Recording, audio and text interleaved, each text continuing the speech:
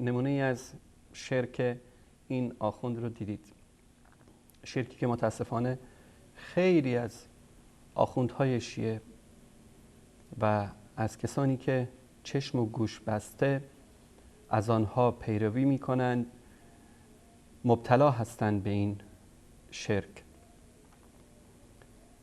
من این کلیپ رو تقریباً حدود 12 تا کلیپ قبل از این بود، همین رو بدون نوبت انتخاب کردم چون مناسبتش اینه که بیننده عزیزی پیام فرستادن از برادران عزیز شیعه و ما همیشه اینو گفتیم در این برنامه که ما حساب برادران و خواهران شیعی که واقعاً از ته دل با محبت به اهل بیت پیامبر صلی الله علیه و آله و سلم عشق می‌ورزن، اونا رو دوست دارن و حرفای این آخوندها رو چشم و گوش بسته قبول نمی‌کنن، از حساب آخوندها و اون پیروانشون که خودشونو، مغزشونو، قلبشونو، همه چیز خودشونو در اختیار آخوند قرار دادن جدا می‌دانیم.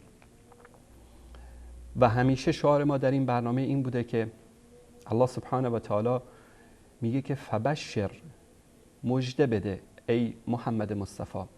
مژده الله سبحانه و تعالی یعنی بهشت، یعنی سعادت در دنیا و آخرت.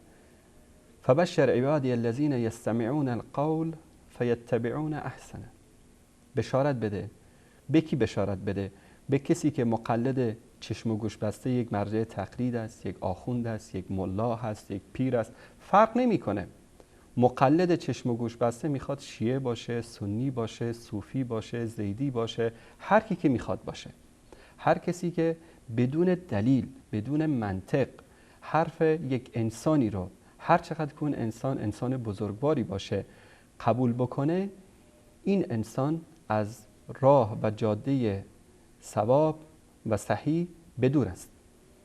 ما باید میزان برای ما قرآن و سنت رسول اکرم صلی الله علیه و آله و سلم باشه. سنتی که صحیح و ثابت شده باشه، سنتی که در تعارض با قرآن نباشه. هیچ وقت شما نمیابید که حرفی رو پیامبر صلی الله علیه و آله و سلم بزنه مخالف قرآن. احادیث پیامبر صلی الله علیه و آله و سلم تفسیر قرآن است، شرح قرآن است. و یا در جایی که الله سبحانه و تعالی مطلبی رو به شکل مجمل مختصر بیان کرده، رسول اکرم صلی الله علیه و آله و سلم اومدن و این موضوع رو برای ما شرح دادن، بسط دادن. و هرگاه دیدید که حدیثی ولو این که از پیامبر، از امام صادق، از ابوبکر، از عمر، از حسن، از طلحه، از زبیر، ابو هریره، هر کی که باشه برای شما روایت شد و این حدیث در تضاد یا در مخالفت با قرآن کریم بود، بدانید که این حدیث مشکلی داره. یا کسانی اومدن این حدیث رو ساختن، نسبت دادن به صحابه و به تابعین و نسبت دادن به پیامبر صلی الله علیه و آله و سلم، یا حرفی رو پیامبر صلی الله علیه و آله و سلم زدن و کسانی اومدن اینو چیکار کردن؟ دستکاری کردن. به همین دلیل علمای اهل سنت اومدن علم حدیث رو پایه‌گذاری کردن که بر اساس این علم شما میتونید که متون حدیث رو، روات حدیث رو در موردش اطلاعات حاصل بکنید و متوجه بشید که آیا این حدیث صحیح هست یا خیر. آنچه که این آخوند گفت و ایمیلی که برادر عزیز شیعه برای ما فرستاده بودن این بود که شما چرا به شیعیان میگید مشرک؟ ما خدا رو میپرستیم، ما به همون قبله‌ای که شما نماز میخونید ما هم نماز میخونیم، همون پیامبری رو که شما قبول دارید ما هم قبول داریم. من نمیخوام وارد بهار و الانوار و اصول کافی و این خزعبلاتی که در این کتاب ها اومده بشم و وقت خودم و شما رو تلف بکنم. خطاب من به اون برادر و برادران و خواهرانی که مثل ایشون فکر میکنن این است که ما اگر 1000 100,000 میلیون حدیث هم بیاریم از کتابای خودمون، خب شما قبول نمی کنید، چون تصویر ذهنی شما اینه که کتاب‌های ما کتاب‌های به اصطلاح سنی ها هست، کتاب‌های کسانی که به اصطلاح با علی و اهل بیت دشمنی دارن، اینطوری تبلیغ کردن برای شما عزیزان. پس من اگر که از بخاری و مسلم و ترمذی و ابو داود و کتاب‌های خودمون روایت بیارم، شما قبول نمی‌کنید. و ما در اینجا ثابت کردیم که کتاب‌های شما اکثرشون طبق فرموده علمای خودتون احادیث دروغین فراوان یافت میشه. بعضی از کتابای که صحیح ترین کتابای شما است، بیش از 2/3 احادیث جعلی و دروغ توش است. شما که میگید خدای ما یکیست، کعبه ما یکیست، پیامبر ما یکیست، پس چرا شما ما رو مشرک میگید؟ چرا ما نباید با هم دیگه وحدت داشته باشیم؟ خدای ما یکیست، برای ما کتاب فرستاده، قرآن کریم. پیامبر ما یکیست، بر این پیامبر این قرآن نازل شده. کعبه ما یکیست، قبله ما یکیست. ما در نمازهای خود همین کتاب رو تلاوت میکنیم، قرائت میکنیم. غیر از این کتاب که چیز دیگه تلاوت نمیکنیم در این نمازها. نه اقوال کلینی رو تلاوت میکنیم، نه اقوال مجلسی رو تلاوت میکنیم، نه از ائمه اهل سنت، نه از ائمه شیعه. حتی سخنان گوهربار پیامبر بزرگوار اسلام صلی الله علیه و آله و سلم رو هم ما تلاوت نمی کنیم در نمازمون به طرف این قبله‌ای که نماز می خونیم. قرآن رو تلاوت می کنیم. پس بیاییم از همین قرآنی که برای ما چراغ هدایت است، از همین قرآنی که ما رو به راه راست هدایت میکنه، همین قرآنی که میشه ما به عنوان یکی از اصول وحدت اسلامی به این قرآن بنگریم. وحدت واقعی، نه وحدتی که در شعار است که شعار میدن وحدت، اما حقیقت چیز دیگری است. حقیقت وحشت است، نه وحدت. ما از همین قرآن که مملو است از آیاتی که ما رو به راه راست دعوت میکنه، به راه قرآن، به راه سعادت، به راه فلاح و رستگاری. در سوره انسان میگه که انا هدیناه النجدین فاما شاکرا و اما کفورا. ما دو راه رو جلوی شما گذاشتیم، همین دو راه هم مواصفاتش رو در قرآن کریم بیان کردیم. اگر راه صحیح رو رفتی، راه پیامبر رو رفتی، منتهی میشه به جنت. اگر راه قرآن رو رفتی، منتهی میشه به جنت. اگر راه آخوند و راه گمراهان و راه یهود و نصارا و راههای باطل دیگر رو رفتی، منتهی میشه به دوزخ. پس در روز قیامت خودتون رو ملامت بکنید که چرا شما رو به دوزخ میندازه الله سبحانه و تعالی. چون به شما عقل داده، فکر داده، شما میتونید تفکر بکنید، تدبر بکنید. برعکس حیوانات اون چیزی که به اصطلاح اون راه و روشی که شعوری که الله سبحانه و تعالی به اونا داده یک خط مستقیمی است که باید طبق همون خط زندگی بکنن. ببینید که پرندا در زمستان میرن به یک منطقه، در تابستان میرن به یک منطقه دیگه، همین رو تکرار میکنن در طول سال. چپ و راست نمیرن، فقط همین راهی که در ذهن اینا هست، این علمی که الله سبحانه و تعالی در بدن اونها قرار داده، همینو پیروی میکنن فقط. اما به انسانها، به من و شما اختیار داده که ما تفکر بکنیم، از عقلمون استفاده بکنیم. در جای قرآن افلا یتفکرون، افلا یتدبرون، افلا تعقلون، آیا فکر نمی کنن؟ آیا از عقلشون استفاده نمی کنن؟ آیا تدبر نمی کنن؟ همین قرآن کریم در آیات فراوانی این راه سعادت و راه شقاوت رو برای ما نشون داده. آیه اولی که من میخوام در موردش صحبت بکنم همین آیه‌ای بود که در کلیپ هم شما دیدید که دوستان آماده کرده بودن. این آیه 13 سوره فاطر هست که دوستان عزیز در اتاق فرمان اگر لطف بکنن این آیه رو نشون بدن. الله سبحانه و تعالی برای اینکه بیاد عقلهای ما رو مخاطب قرار بده، به خاطر اینکه بیاد ما رو وادار بکنه که تفکر بکنیم، تدبر بکنیم، میاد یکی از مهمترین رویدادهایی که در 24 ساعت شبانه روز ما شاهدش هستیم، و همه امور زندگی ما وابسته به آن هست رو برای ما بیان میکنه و اون خاصیت شب و روز هست. الله سبحانه و تعالی میفرماید یولج اللیل فی النهار و یولج النهار فی اللیل. ببینید روز داخل میشه در شب، شب داخل میشه در روز. این پشت سر هم از روزی که ما به دنیا اومدیم و قبل از ما پدران ما، اجداد ما، از روزی که انسان در کره زمین پا گذاشته، شاید فرق بکنه در مناطق، اما همه شاهد شب و روز هستند. حتی بعضی مناطقی هست که 6 ماه شب و 6 ماه روزه، بعضی از مناطق مثلا 12 ساعت یا کمتر یا بیشتر شب و روز هست، اما همه این شب و روز رو میبینن. الله سبحانه و تعالی میخواد این ظاهره به اصطلاح مهم که در زمین و آسمان رخ میده برای ما و روبروی ما هست، ما در مورد این تفکر بکنیم، بسنجیم که کیست که این شب و روز رو به وجود میاره، کیست که این زمین در این مدار خودش حرکت میکنه، خورشید حرکت میکنه، مهتاب حرکت میکنه، همه کواکب در مدارهایی که الله سبحانه و تعالی برای اونا تعیین کرده حرکت میکنن. این کهکشان راه شیری که ما در اون زندگی میکنیم، این زمینی که بارها گفتم که یک ذره‌ای در یک اقیانوسی هم محسوب نمیشه در این کهکشان، همه اینا طبق یک نظام و قانونی که الله سبحانه و تعالی درست کرده حرکت میکنه و این نظم و قانون اگر یک ذره جابجا بشه سبب میشه که همه این مدارها، همه این حرکتها، همه اینا به هم بخوره، سیاره ها و کواکب به هم دیگه برخورد بکنن و این نظام شمسی و این نظام کهکشانی که وجود داره همش نابود بشه. بعد از اون چی میگه؟ و سخر الشمس والقمر.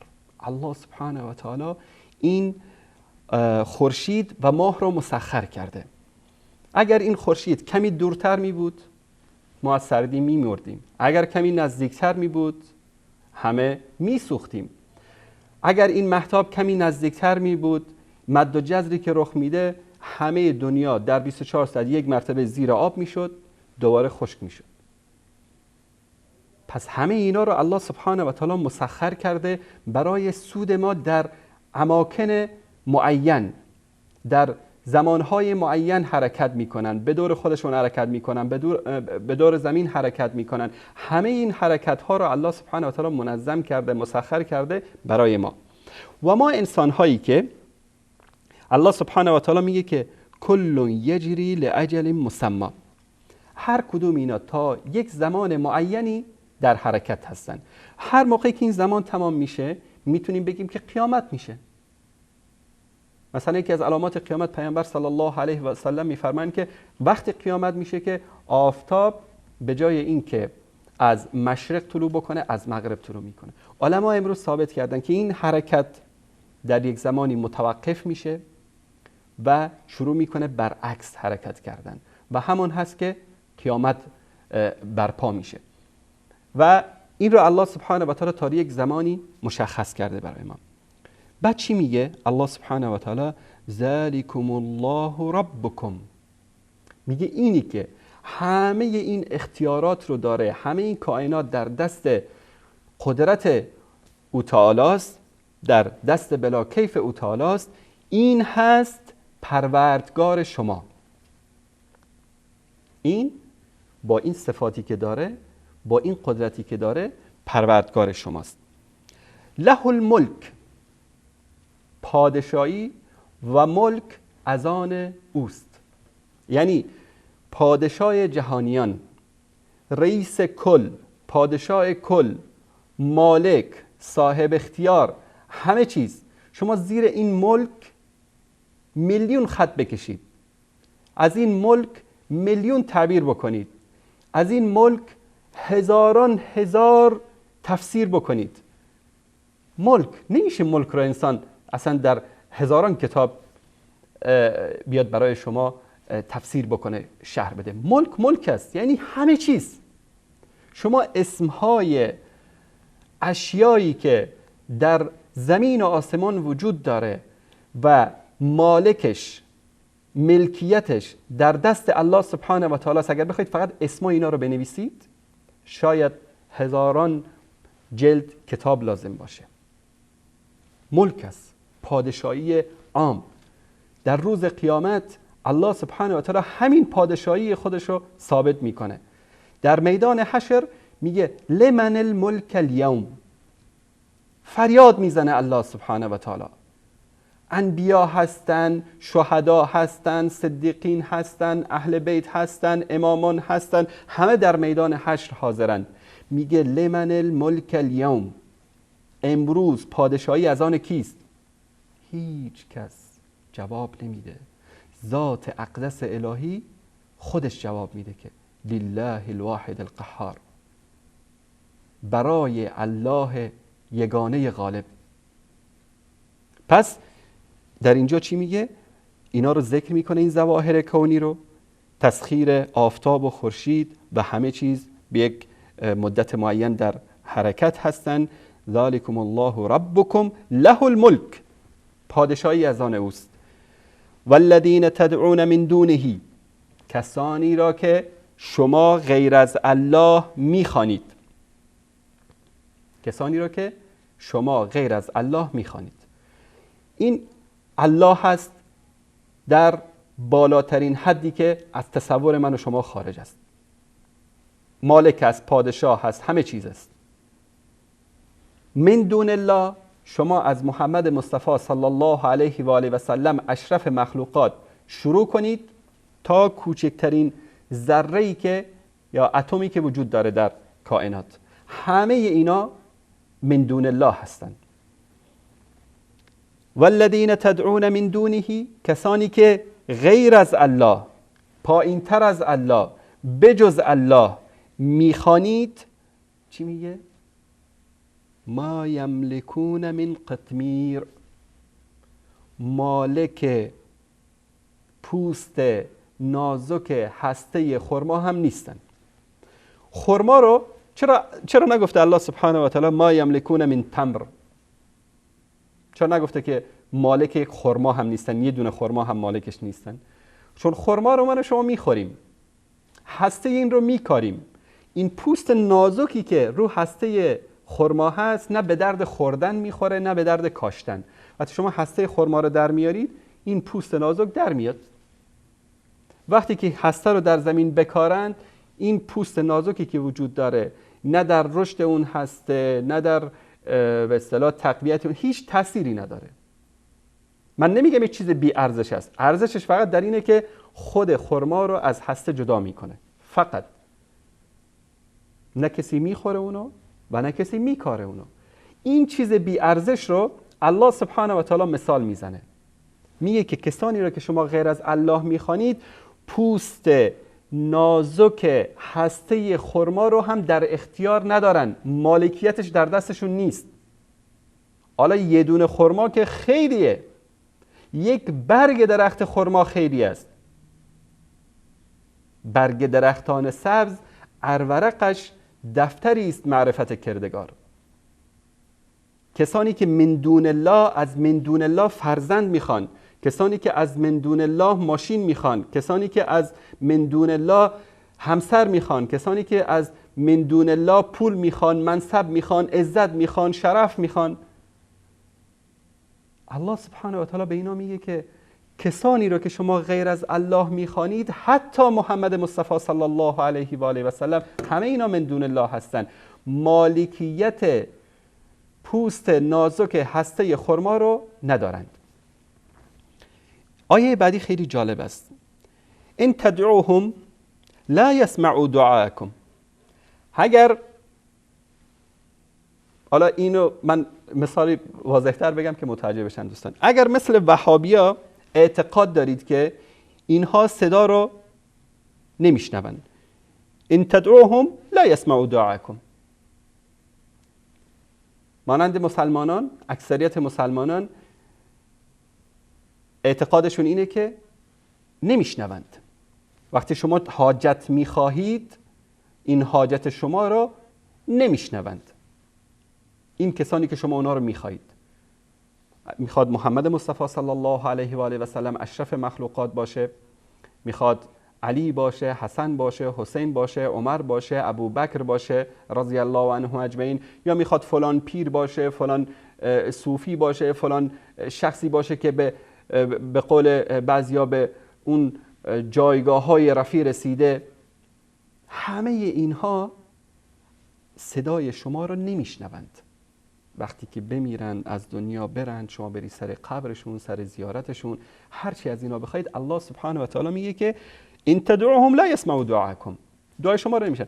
اگر مثل شیعیان، نه همه شیعیان، اون شیعیانی که این اعتقاد رو دارن که مرده ها میشنوند و به داد ما میرسن، اگر مثل اونا اعتقاد دارید، مثل این آخوند دانشمند اعتقاد دارید که صدای شما رو میشنون، ولو سمعوا، بالفرض محال که بشنوند، مستجابوا لکم، بالفرض که اگر اونا بشنوند پاسخ نمیگویند، جواب شما رو نمیدن، چون اصلا نمیتونن پاسخ بدن.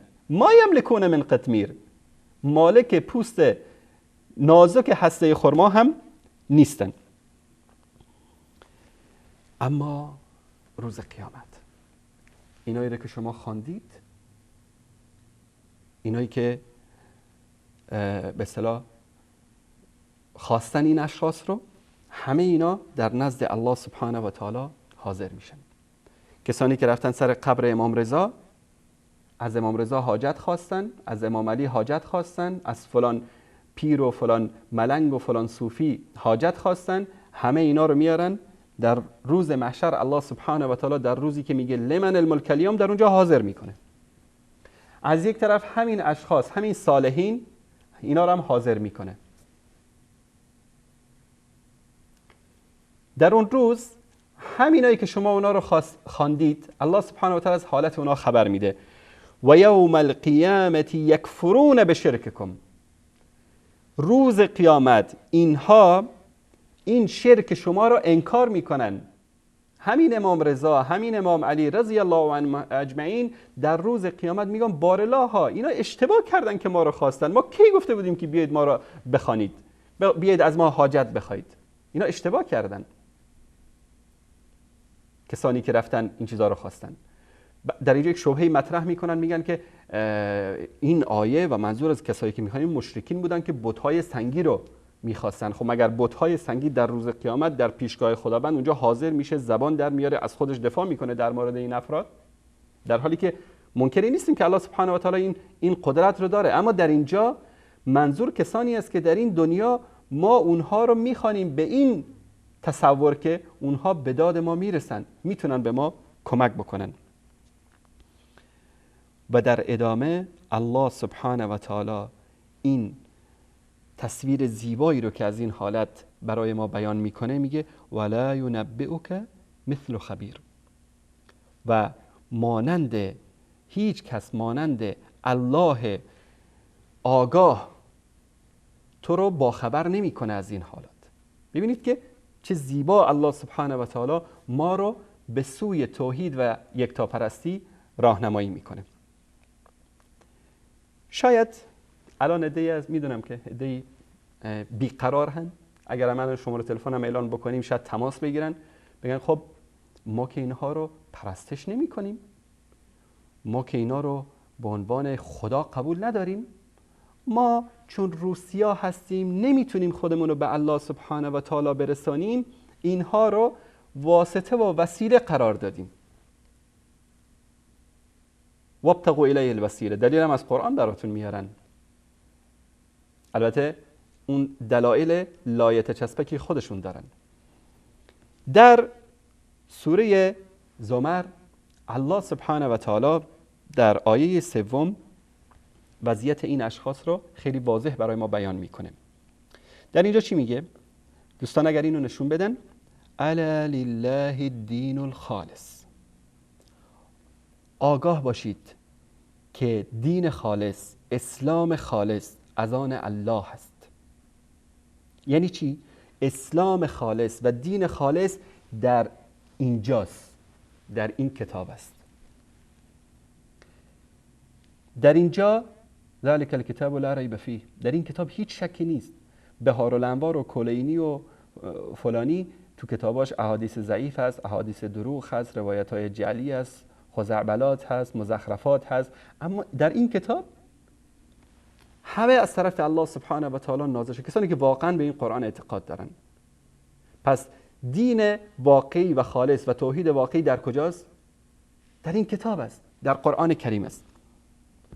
والذین اتخذوا من دونه اولیاء، کسانی که غیر از الله، بجز الله، پایین تر از الله سبحانه و تعالی اولیایی رو برای خود گرفتن. حالا شما میخواید اولیاء رو بر چی تعبیر بکنید؟ دوستان گرفتن، معبودان گرفتن، یاوران گرفتن، هر تعبیری که شما دارید از اولیاء، از ولی. چی میگن؟ حرفشون چیه؟ میگه ما نعبدهم الا لیقربونا الی الله زلفا، ما اینا رو عبادت نمی کنیم مگر به خاطر این که ما رو چیکار بکنن؟ به الله سبحانه و تعالی نزدیک بکنن. ما که روسیاهیم، ما که گناهکاریم، نمیتونیم مستقیما بگیم یا الله. میریم میگیم امام رضا تو این صدای ما رو به الله برسان، یعنی میریم این رو پارتی بازی میکنیم در عبادتمون. در اینجا الله سبحانه و تعالی این حالت اینا رو اینطوری بیان میکنه که میگن ما نعبدهم الا لیقربونا الی الله زلفا، ما اینها رو پرستش نمی کنیم مگر به خاطر اینکه ما رو به الله سبحانه و تعالی نزدیک بکنن. شاید بعضی بگن خب اینجا گفته پرستش، ما که اینا رو نمی پرستیم. وقتی که شما صفات الله رو به اینا میدید یعنی پرستش، وقتی الوهیت و ربوبیت رو به اینا میدید یعنی پرستش، وقتی که چیزی رو که از الله سبحانه و تعالی بخواهید باید از اینها میخواهید، اینو میگن پرستش. وقتی که در مخالفت با الله سبحانه و تعالی اطاعت میکنید از غیر الله سبحانه و تعالی، اینو بهش میگن پرستش. الله سبحانه و تعالی چی میگه؟ ان الله یحکم بینهم فیما هم فیه یختلفون. الله سبحانه و تعالی در آن چیزی که اینا در موردش اختلاف دارن با مؤمنین چی میکنه؟ حکم میکنه. ان الله لا یهدی من هو کاذب کفار. کسانی که این ادعا رو میکنن اینا هم دروغگو هستن و هم کافر هستن.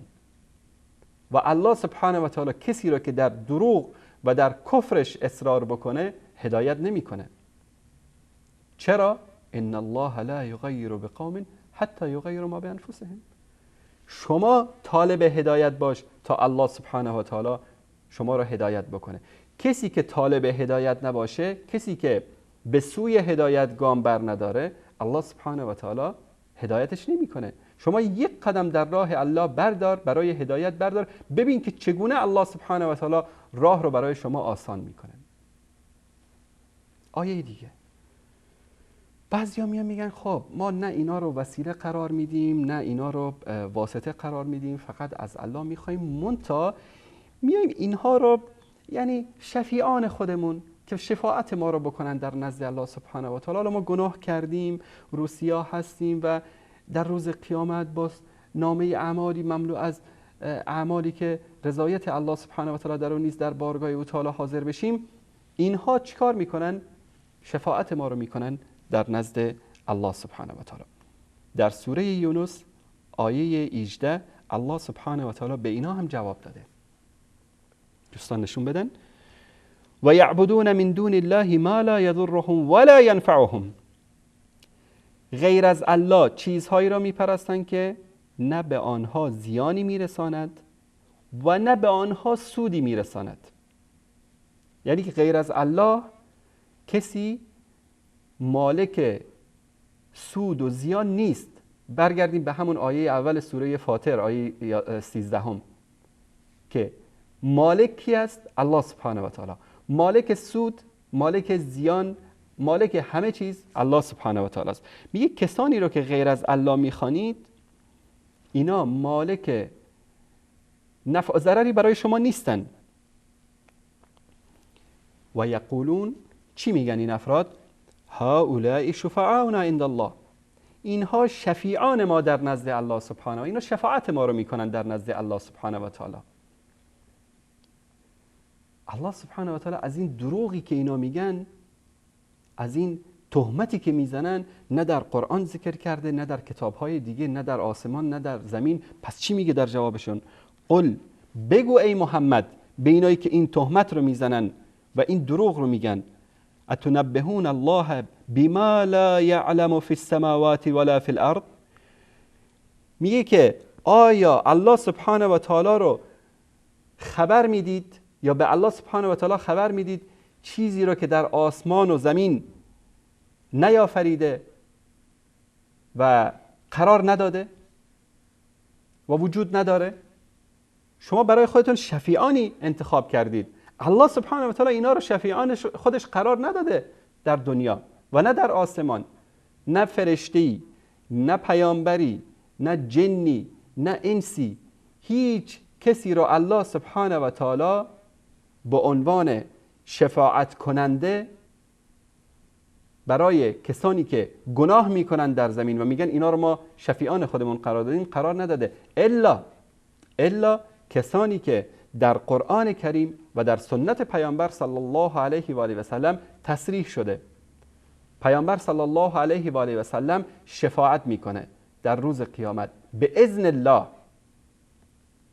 من ذا الذی یشفع عنده الا باذنه، کیست که شفاعت بکند در نزد الله سبحانه و تعالی مگر با اجازه او؟ اختیار شفاعت کردن رو الله سبحانه و تعالی در اختیار داره و در روز قیامت این اجازه رو به پیامبر صلی الله علیه و سلم میده که از امت خودش کسانی که گناه کردن شفاعت اونا رو بکنه. اما اینکه ما بیایم هر کسی رو برای خودمون شفیع قرار بدیم، این در قرآن کریم نیومده و پیامبر صلی الله علیه و آله و سلم در مورد این نفرمودن. و یا کسی که شهید میشه فی سبیل الله در راه الله سبحانه و تعالی تصریح شده که در خویشاوندان خود چند نفری رو میتونه شفاعت بکنه. سبحانه در ادامه آیه میگه خداوند پاک است از این تهمتی که شما به اونها به الله سبحانه و تعالی به ذات اقدس الله سبحانه و تعالی میزنید. قل اتنبئون الله بما لا یعلم فی السماوات ولا فی الارض، بگو آیا الله سبحانه و تعالی رو با خبر میکنید، آگاه میکنید از اون چیزی که در آسمان ها و زمین نمیداند؟